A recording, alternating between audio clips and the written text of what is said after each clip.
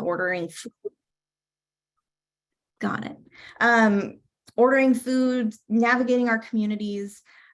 When we think about going to the grocery store and buying the thing that we want, if we know sour cream looks like this, but we're not using phonics to look at those, or letter identification to look at the beginning of that, this sour cream looks a lot like this Greek yogurt, right? So knowing the first letter of the word that we want to find can be really helpful in getting the thing that we want.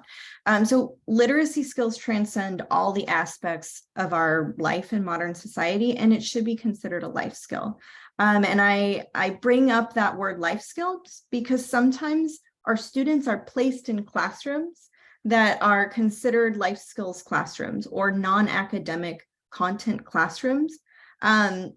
And they're sold that way, saying, well, we teach life skills here, and life skills are cooking and cleaning and doing this and that. But literacy is a very important life skill. It is present throughout all aspects of what we do in our daily lives. So we want to think about where can and should we provide access to literacy and communication instruction.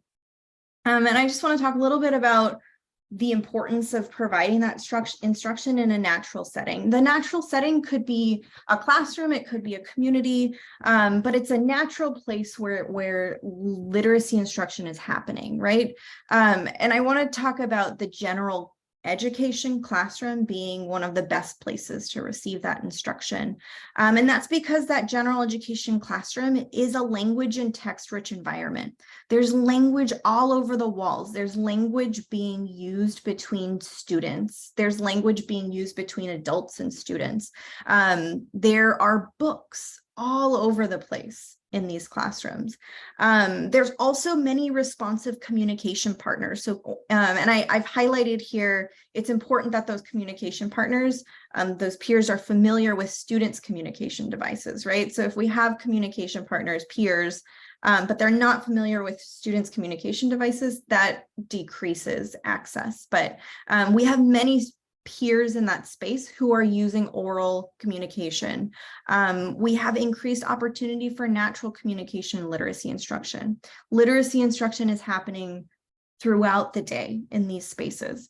But if we think about special education classrooms or speech therapy rooms, they're often language poor environments, right? There are fewer children using language in those spaces. There's fewer responsive communication partners. Many of our students in special education classrooms are still developing oral language or are still developing their use of an augmentative and alternative communication device. So there's less opportunities to have responsive communication to partners, and a lot of communication is coming from adults. So that's less motivating to many students. And communication instruction in these spaces is often decontextualized, which can hinder generalization. And what I mean by that is there's a lot of discrete trials of specific skills in a specific space, but they're not happening in real life, real time when you would use those skills. So it's really hard for students to take this practice that I did over and over again in this therapy space and then use that in a general space where I'm encountering letters and words in nature, in my community, in a book that I found interesting. So I also want to point out that what we know from different research studies, and I've pointed one out here, is that students with extensive support needs who receive instruction in general education classrooms are 10 times more likely to be exposed to academic literacy instruction than students in separate special education settings. So not only do we have this richer environment, it's also more likely that students are getting instruction. Now, I want to talk about phonics instruction and how phonics instruction should never be, we should never decide a student is no longer eligible to receive phonics or literacy instruction. If your phonics instruction doesn't succeed, what I would say is just try again, try a different way. Try additional explicit and systematic instruction. Avoid a testing trap. A lot of times in special education classrooms, teachers get into a habit, families get into a habit of, I taught this, so now I'm just going to continually provide opportunities to test if the student knows this information. Instead of going back and engaging in deep teaching and modeling and engaging teaching, systematic teaching. So, if a student isn't making progress in the assessment of their skill, go back to teaching, go back to making it fun, provide opportunities for embedded instruction, right? A lot of times if we're using really discrete trials and kind of the same thing all the time of teaching a strategy, if that didn't work for a student, they might be bored of it, right? They might be really sick of the way that's being taught, and they want instruction that's embedded, right? So I've highlighted words here. I've highlighted sounds. I've highlighted or made different words, different colors. We can do this in our presentations, in our books that we read to students, and stop and say, oh, I see 2 red letters here. Can you find those red letters with me? And then talk about the sounds those red letters make, and then move on with the story. You've had a teaching opportunity. It's embedded in where those sounds are naturally found. It's not, a kind of this stagnant teaching that might have been happening. Not to say we shouldn't teach in predictable ways. It's just more ways to try that. Returning to emergent letter and sound identification, in sound instruction, thinking about, did our students receive foundational phonemic awareness instruction? And did they receive it multiple times? Many of our students, our children, need multiple exposures to the same information to take that up and to use it. So bringing that back is never a bad thing. Maybe we need to go back to sound segmentation, find a way for that to be engaging for your students or your children. Try different access points, provide opportunities for students to express their knowledge of sounds and letters through typing, through eye gaze, through pointing, through writing, through different means. Just because a student isn't orally producing a sound doesn't mean that we can't find a way for them to do that. And then finding new ways to show and practice the skill. As I mentioned, many people, all people need multiple opportunities to learn something to really master it. So just some ideas around that. I'm not going to spend too much time here on what's just right supports, but just an idea that we don't want to going into now comprehension or general literacy instruction, we don't want to oversimplify things, right? If we're creating or providing adapted materials, we don't want to make them too easy. And sometimes that happens because students learn through struggle. So if we say, oh, this student is really struggling with grade level material, let's give them, much easier content, much easier materials so that they don't struggle. We're doing a bit of robbing of that struggle that helps us learn, helps us develop skills. So we want to consider just right supports. And when we're thinking about selecting images to support content in books, like let's say we're adapting a book or we're trying to prepare material to support a concept that's being taught about, and we want to provide some images for it. A lot of times well, I won't go there, but I want us to think about that images and words are on a continuum of concrete to abstract, where written words with letters are the most abstract and real objects are the least abstract, right? If I'm holding an apple, I have experience eating that apple. I know what that apple does. If I have a picture or a miniature of that, it's a little more abstract.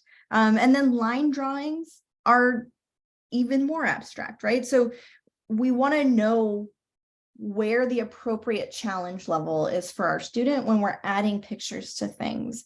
And I wanted to just highlight for students who have a visual impairment, or any student who might be engaged and need a more concrete representation of items, we can think of providing representative objects. So you can't bring a whole swing into the classroom, but you can bring a piece of what it feels like to hold on to that swing.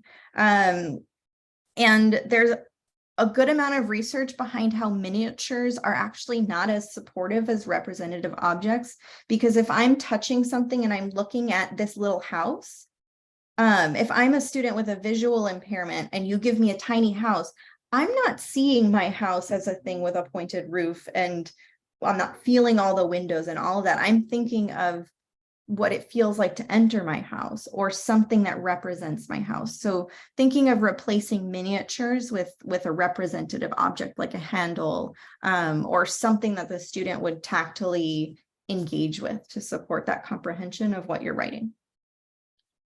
As we're also thinking about adapting text, I want to highlight that a lot of commercially available special education instructional materials uses symbolated text. Symbolated text is when there is a symbol to represent every word or many words in a story. If this is a student's or a child's communication system that they are learning, that makes more sense for them. But if this is not, if these images are not part of the system that a student is learning to communicate with, it can be very confusing.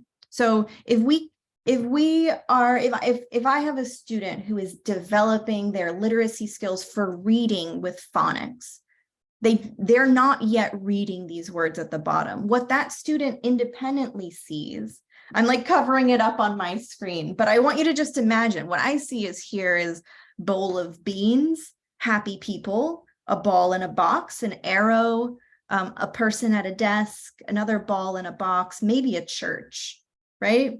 But what it says is many people in the North worked in factories and most were against slavery. These images don't support that content.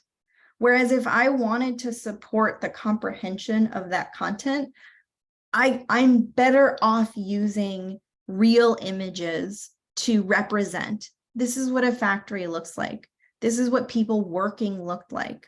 Here we have a community sign and symbol, right? Sometimes we get really wrapped up in teaching community signs and symbols. Here's an embedded way to do that. This one means no, or don't do it, or against. So it shows slavery and a symbol that says, no, don't do that. They were against that. And so it's the same words, but represented a different way. So I just wanted to talk a little bit about the struggles with symbolated text and some of those commercially available materials. So I won't spend too much time here because I know that a lot of times when I share this with teachers, they say, we don't have time for this. But I want to share it just so that we're thinking about how to use general education texts and adapt them for accessibility. So here what you can see is a 5th grade text that students were reading about the Patriots take Ticonderoga. And there are adaptations on the right-hand side for a student that summarize what's happening in the main text and support the comprehension of that. The blue lines represent text pieces that are present on every page. So they've just been glued in the margins so that a student can have multiple opportunities to read and hear the main idea of that text and possibly read that out loud using a switch every time that page is turned to have that turn taking in the reading activity. There's also some you could think about adding pre-reading vocabulary into what the whole class is doing. So even if the whole class is not specifically learning the words fight and scared, these are still important words that are going to come up in that book.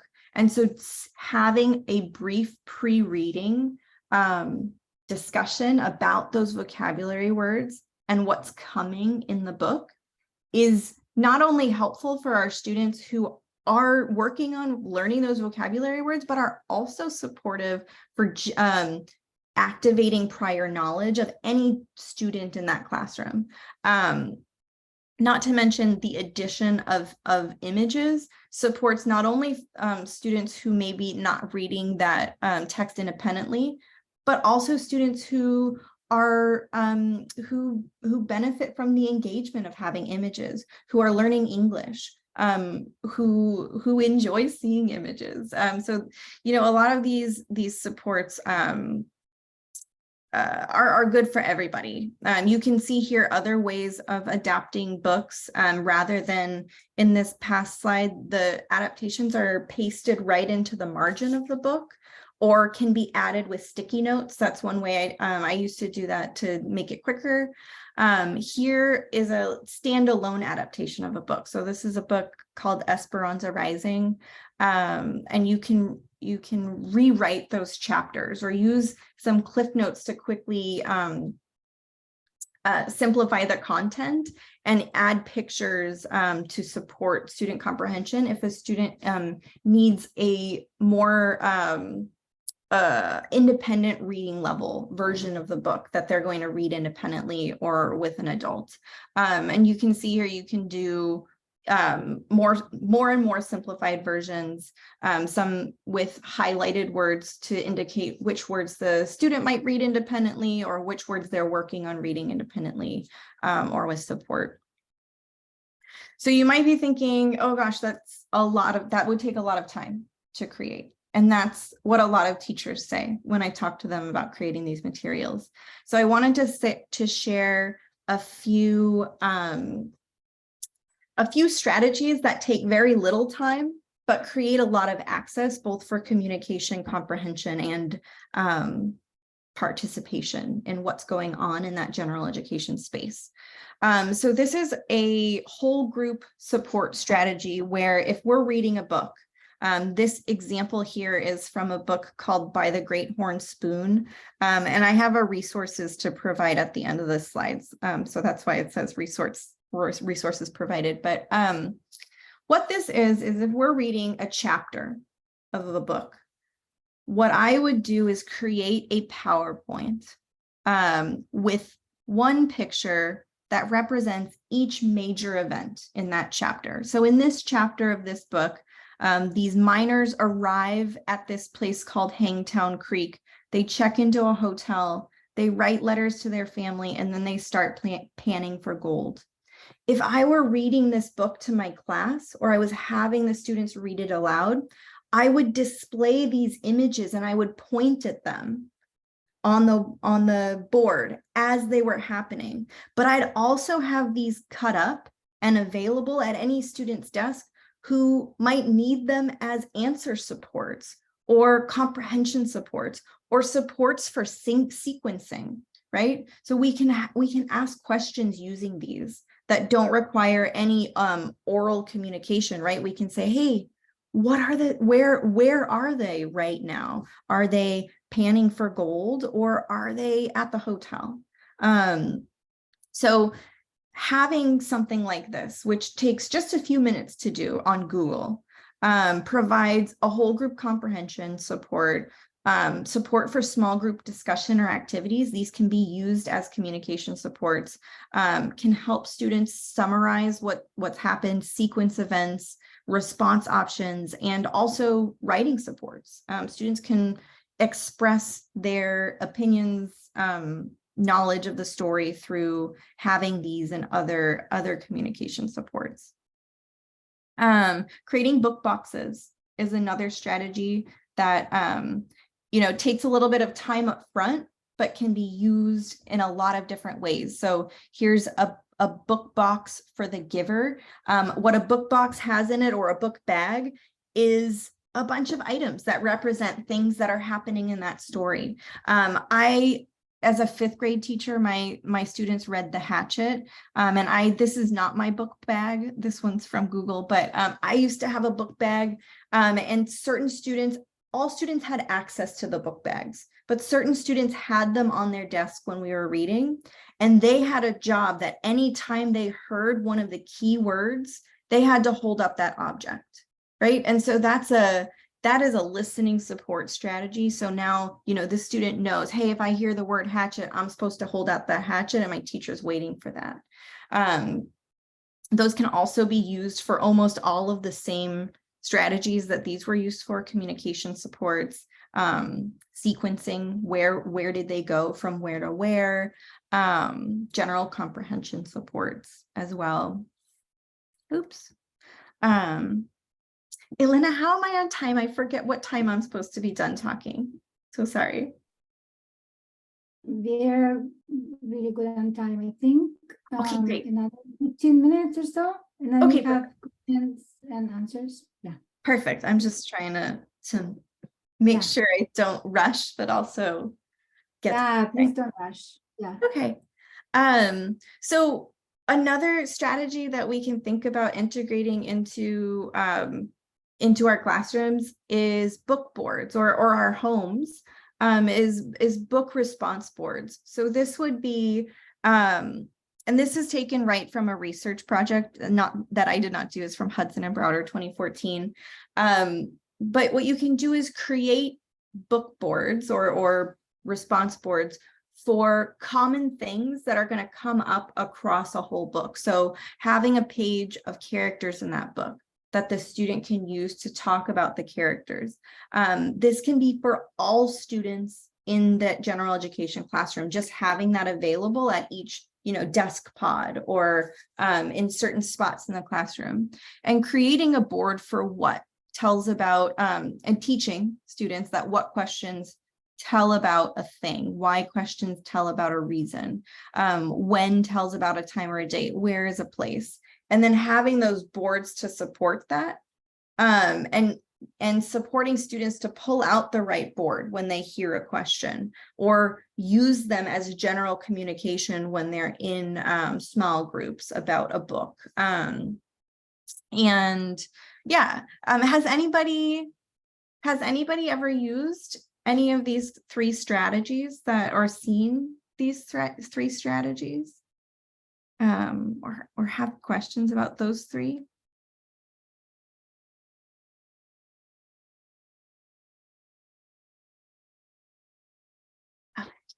And I just put here that we can't forget to provide explicit instruction and modeling of each question word, like what that means, how that question works, how it might be asked.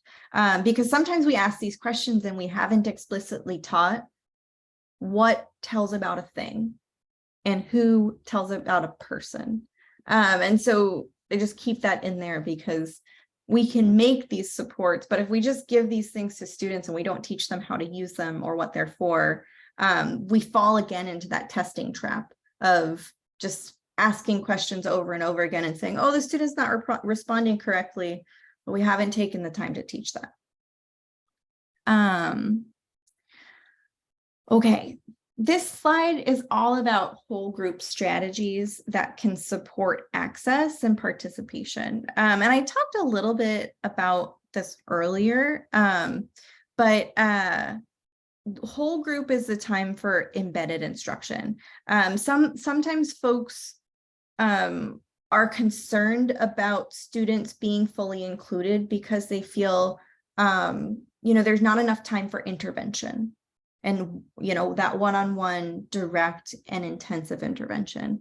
And that time comes when it's independent work time, right? When students are working on independent work, maybe even if it's station rotations and students are going to different stations, that happens at that time. So we're not removing access to direct and intensive intervention when we fully include students, but whole group instructional time isn't the time for that direct intervention. Whole group instruction time is when we embed opportunities to practice skills and get targeted support. So that can happen through pre-planned questions. So, we might give the sticky note to the general education teacher and say like, hey, ask Daniel what animal was on the boat after you read. This also comes from that book, The Great Horn Spoon, if you've read it. A pig gets onto their boat and it's a whole hullabaloo. But, having these pre-planned questions that the student has supports that are getting them ready to be ready to answer that question, or, that question is related to an IEP goal that they have related to their comprehension. Having those pre-planned questions ready can be really useful. And then thinking about strategic participation and strategic opportunities to practice. So students, let's say it's science notes time. Students can be asked to highlight certain letter sounds or words printed in the notes during note-taking or lecture. You can also have, let's pretend this slide that's showing right now is a science lecture notes. I've highlighted the L 3 times in 3 different places. This could be a cue to a paraprofessional or a special education teacher or somebody else in that room to ask that student, like, hey, can you find the L's on the page? What sound does that make? Or can you find these? Or can you read the yellow words or letters? Just to embed that practice.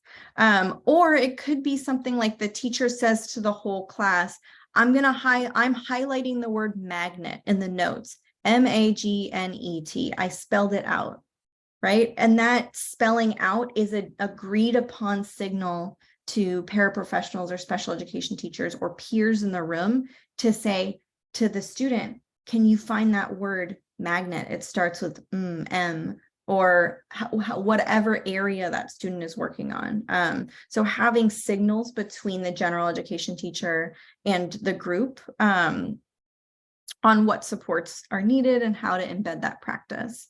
And then having a space where accessible materials or equipment lives. So this is an image, I believe this was a first grade classroom that I was working with. And the student had limited fine motor planning at this time and really needed access to large writing implements and a large letterboard in order to participate and show their knowledge. And so those things were made readily available.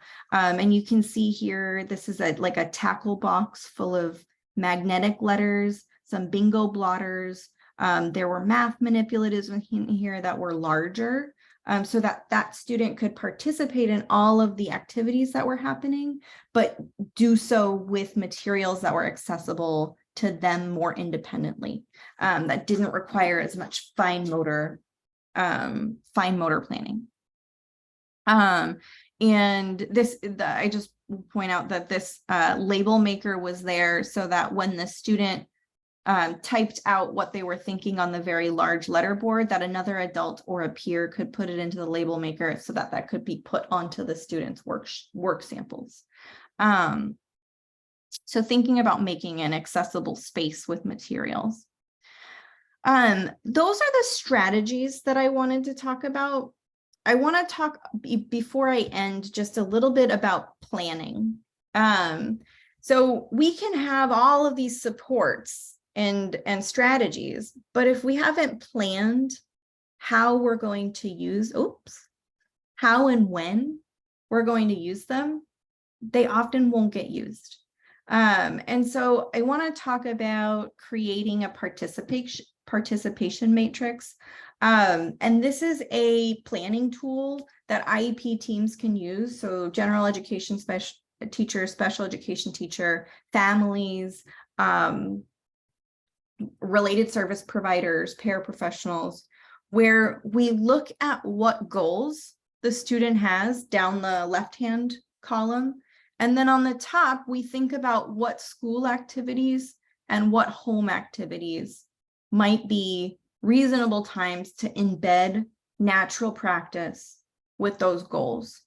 And so when I work with my teacher preparation candidates, I talk with them about this being the step that comes immediately after the IEP meeting, right? We've met, we've decided on goals.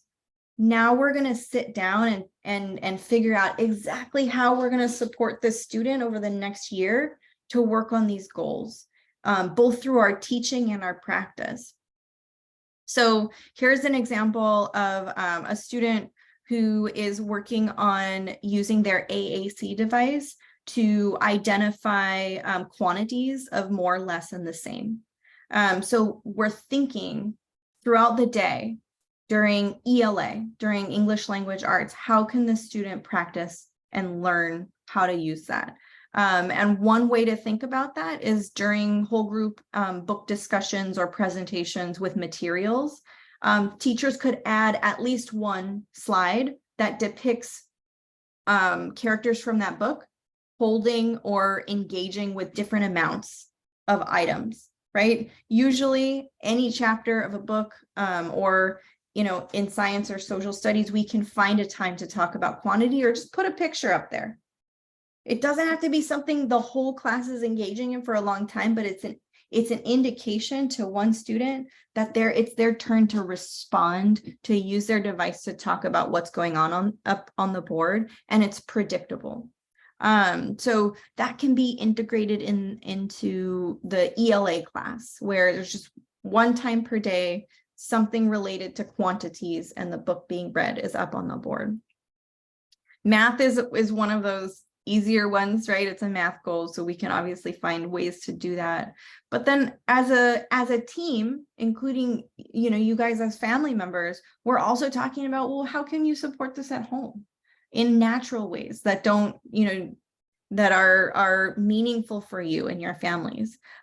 So you could think about meal times and talking about more and less using the AAC device, or being when you're outside, just noticing things, right? So this is an idea of, if you're going for a walk and you notice like, oh, there's a lot of flowers on this bush and less on that one. That's a time that as a family, we could stop, we could talk about what we're noticing and model using that device to talk about it, right? We're not asking the child here to do that. We're just saying like, hey, I'm going to talk about how there's more flowers on this bush than that bush. There's less flowers on this bush.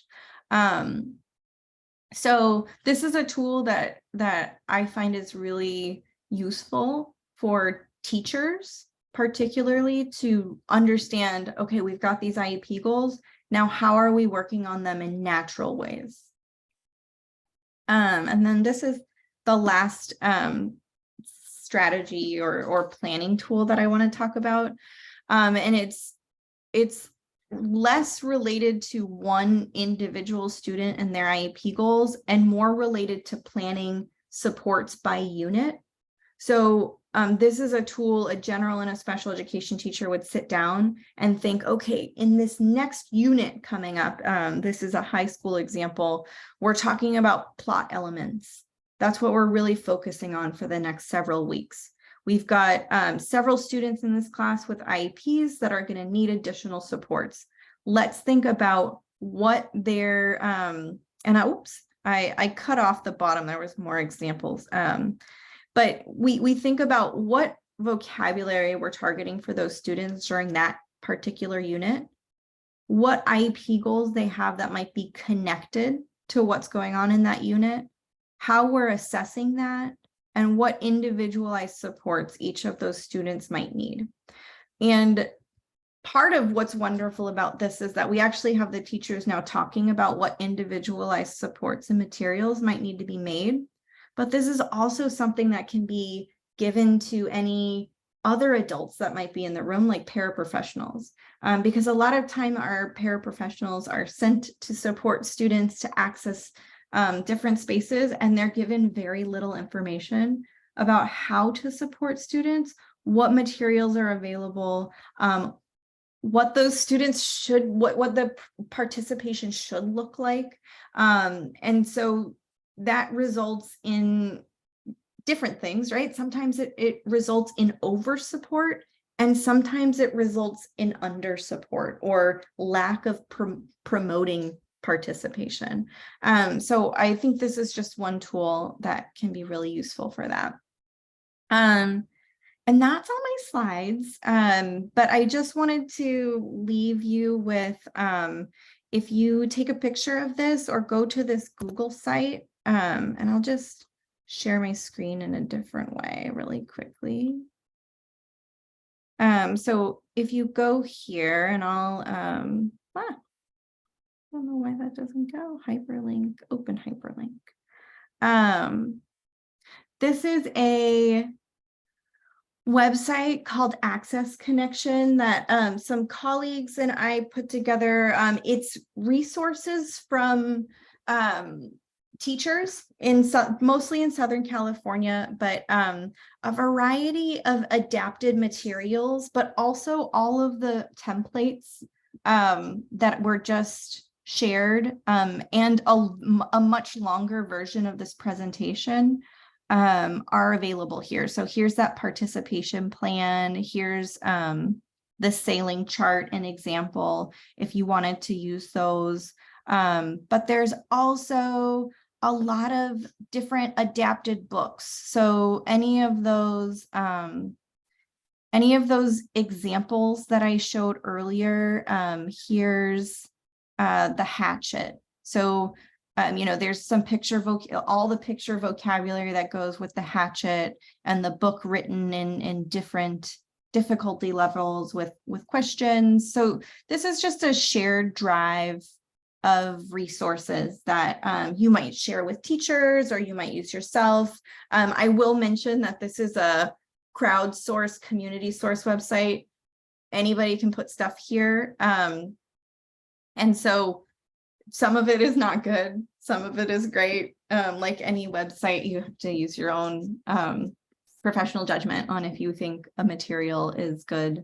But yeah, I just wanted to share that with you all. And I would love to answer any questions if you have them. I have a question. Yeah.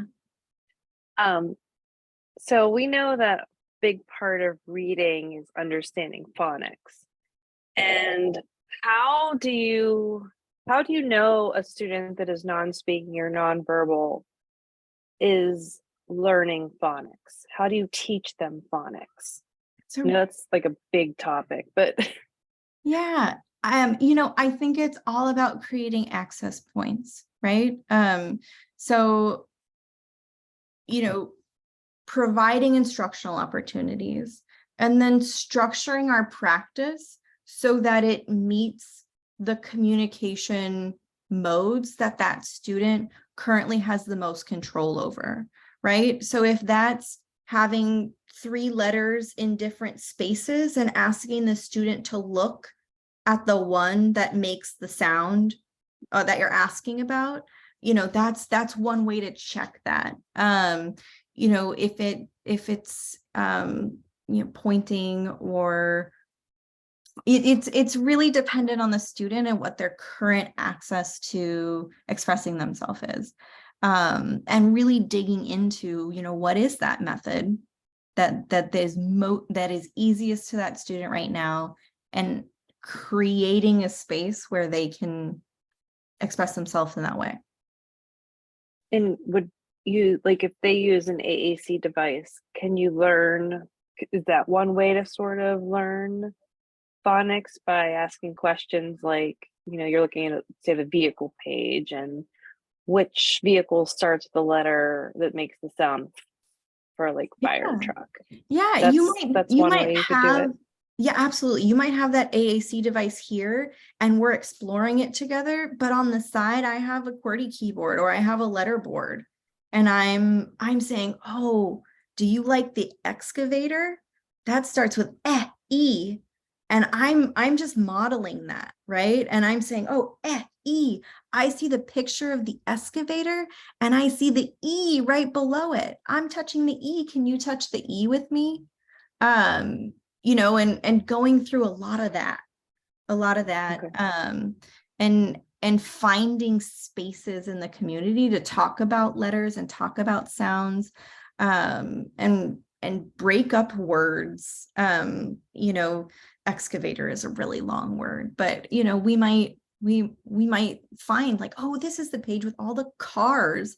That's made of 3 sounds, k, r, car. And building that into what the student is using in terms of their communication device, I think is a wonderful idea. Cool. Thank you. Yeah. So I have a question. Yeah. So, if we have kiddos who we haven't yet found access points, our protocol right now is kind of to just keep modeling without expectation over and over. Because sometimes it seems like there's a lot of anxiety around making choices even. So if we Yeah. keep it like we're gonna keep doing, is that okay to keep doing if you haven't yet found a way in? Absolutely. I mean, I think that's the most important thing to do, right? In the absence of a student or a child being able to show you that they understand something, we keep teaching. We keep teaching, but we don't keep doing the same thing forever, right? Because that's one thing that can be really frustrating, right? If you think about your child and you don't yet have their perfect access point to expressing themselves, but if they got it, if they got the way you spelled that the first 17 times, like they might want to do it a different way. It doesn't mean you can't go back to the original way every once in a while. But yeah, it's so important to provide that instruction, and keep making it interesting and fun. Absolutely. I love that you guys are doing that. Another question that's kind of funny is, I don't know if you're familiar with unique learning system, and that's all symbol supported reading. So we just kind of recently met as a team, and it's very validating to hear that those Yeah. are the best practice per se. So I'm Yeah. definitely take your strategies back to the team. And Yeah, unique is problematic. It's a problematic curricula. And there's a lot of information available about how problematic it is. If anybody would want it, I can send it to you.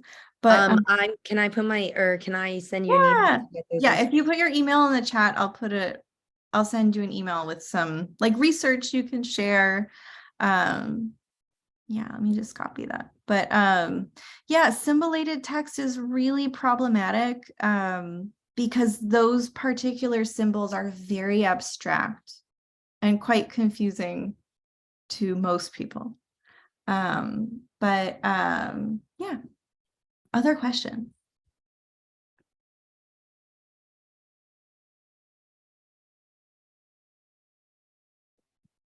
I have another question. Yeah. And this it's sort of in the same, I don't know if it's completely on left field here, but what are your thoughts on IQ testing people who are non-speaking or non-verbal? Is that a fair way to assess their intelligence?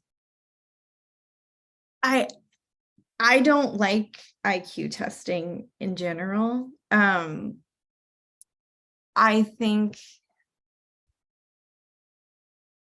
I don't think it's an accurate representation of a person. I think what we do with IQ testing is inappropriate, right? We use IQ testing often to say, you have this number, so we provide this sort of support, rather than more holistically looking at a person. So I would say I disagree with using IQ testing. The only reason I would say in our system IQ testing can be important is it gives sometimes can give you access to services that you wouldn't otherwise be able to access. So I don't know if that answers your question, but I do think it's problematic to use a test like that on any student who uses alternative means of communication, because it wasn't designed. Right. It wasn't normed with that population in mind. Right. Yeah. Yeah, because I know like there's a lot of like some autistic people who are non-speaking, but they have fully formed thoughts and ideas, and It's they can't express it. And it's like they're not their IQ is not actually 50. It's, normal, in the normal range or whatever. I guess that comes down to finding that, we have these very standardized ways of testing intelligence and ability, and it's not always fitting everybody's, it's not meeting their where they are, right? Like it's normed to like a speaking person who, is not, it's just very different. It just feels so unfair, and it levels our kids in a certain place where, it may not be appropriate. It could be why they have a hard time in school. Yeah. I mean, I agree with you. I think anytime you never want to look at one source of information to make large decisions on educational choices or interventions. And an IQ test is one small piece of information that can, again, be useful to apply for services that you might not have access to if you didn't have that information.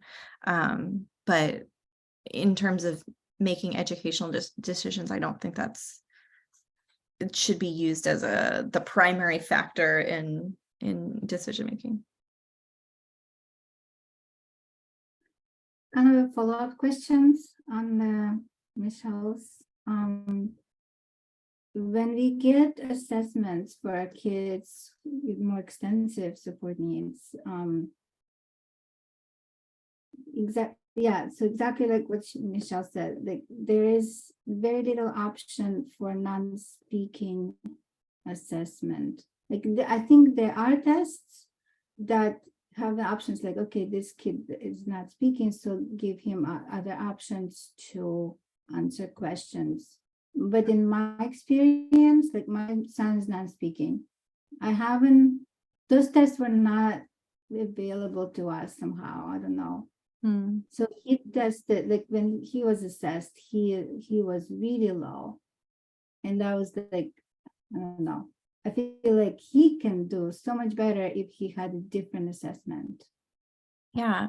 I mean, I can tell you what I talk to our teachers about, right? And when it's the triannual IEP and we need to use a formal assessment, is finding an assessment that does allow for adaptation. So there are assessments like the Brigance that allows a teacher to record what adaptations were provided. And no standard score is derived from that when that happens. And I think that's fine, right? We don't always need a standard score because they're not accurately depicting your child's capabilities. And so what I always tell my teachers is, yes, you have to do some kind of standard assessment every 3 years. Choose one that allows for adaptation, but then within your IEP, also use naturalistic assessments, things you see the student doing in class, observations that you have of when they are at their best, when they're doing these things that they can do, and get that in the IEP and make sure that the next teacher knows that and knows what supports need to be in place for that student to be at their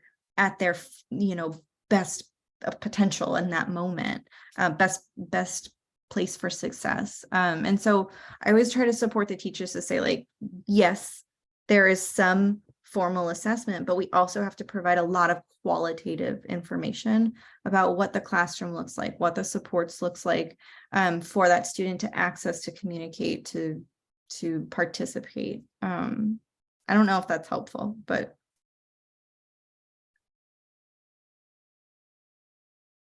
Definitely helpful. We have a couple teachers and an administrator with us, so I'm so glad that you guys are here tonight. Maeve Mulholland is our special ed director. She's part of SEPTAR.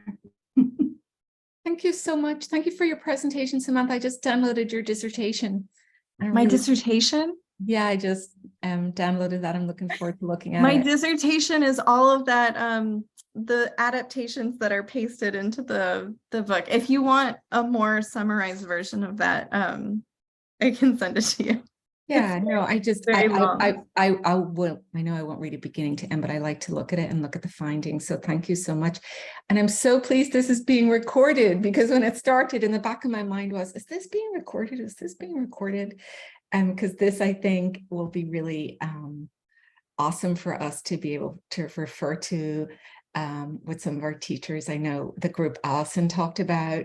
Yeah, that's a lovely kind of, you call that PLC, I guess, that's starting, that we could unpack some of this. So thank you so much. And everybody check out the TASH organization. It's wonderful advocacy organization that I feel very passionately about. This is a lot of the things that I learned and shared with you. I learned through their conferences as an early teacher. And as I come to TASH as a teacher looking for strategies, but there's also a strong parent support network within the TASH organization. But thank you for having me, and come to Fridays for Inclusion. Reach out to me if you have questions. Thank you so much. I just want to share that I took your strategies to my classroom. I worked as a peer educator, supporting a child with Down syndrome. And she was fully included in general education, but she didn't really have any meaningful participation in the classroom. So I brought it to a gen ed teacher, and she really she devoured it, like all of my strategies, and she keeps going. I moved to another school now, but she keeps using it, and she feels like part of the classroom now. Like even like little things, like just point to a animal, in a picture format, in a slide kind of format, and giving her just one little task during the lesson, once a day even makes a big difference. Yeah. And I mean, I just want to say, the participation strategies are important to keep kids engaged. But a big thing about including our kids in general education spaces is that's where the engaging and moving forward content is happening, right? And so there's no stagnation there. It's always moving forward, but it's also always cycling. If you look at general education curriculum, especially science and social studies, it all cycles.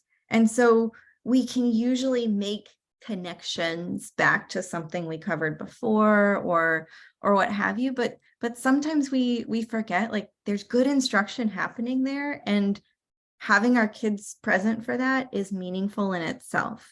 And it doesn't always have to be so special. There's a lot of good that happens from just having access to good quality instruction.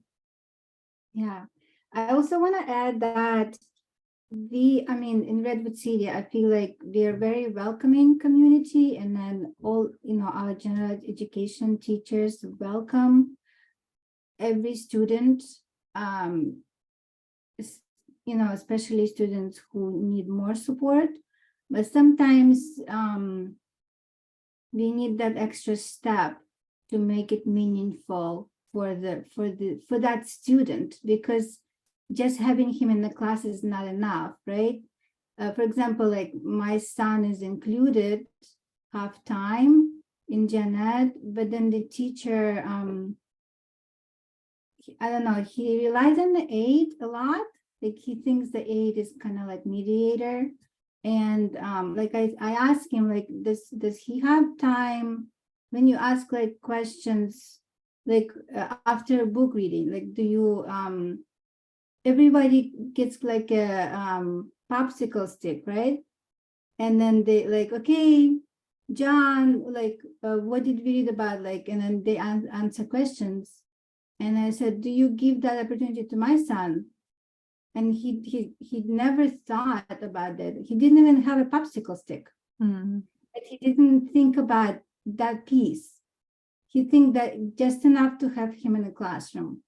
Yeah. Yeah. That's a participation. That's Yeah. where that participation planning comes in is really important. Is so that everybody knows, because out of no like faults or like bad intention of many teachers, they don't know. They don't know, like they might think, oh, they're coming, the student is just coming to be present and there's no expectation that I will ask questions. Like they might genuinely think that. And so as a team, we have to make sure that our general education teachers and our paraprofessionals understand what the expectation is. The expectation is participation and full membership in that classroom community. If kids are getting into groups, every student should get into a group, and all of that. And I think participation planning helps with that because it gives concrete ideas of like, hey, this is what participation looks like in these several participation opportunities.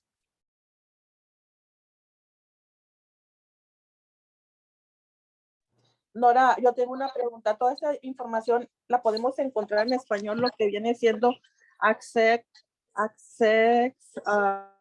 Connection.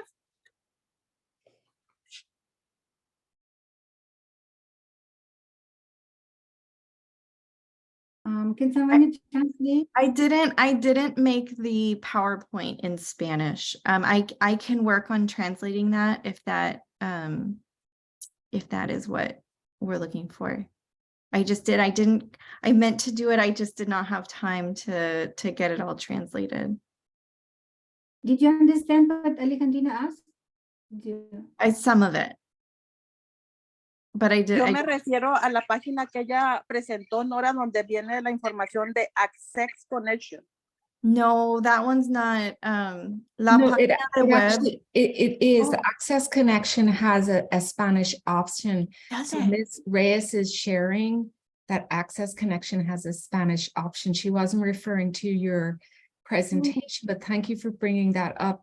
Certainly, and the district would like to offer to be able to translate presentations in advance if we're able to assist with that or to work with sector to do that moving forward.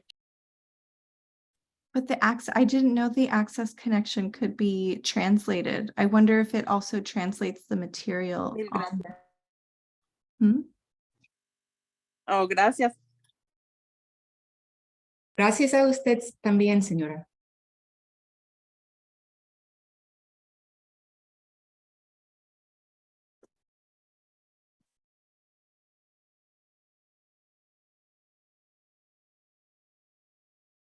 Anybody else have a question?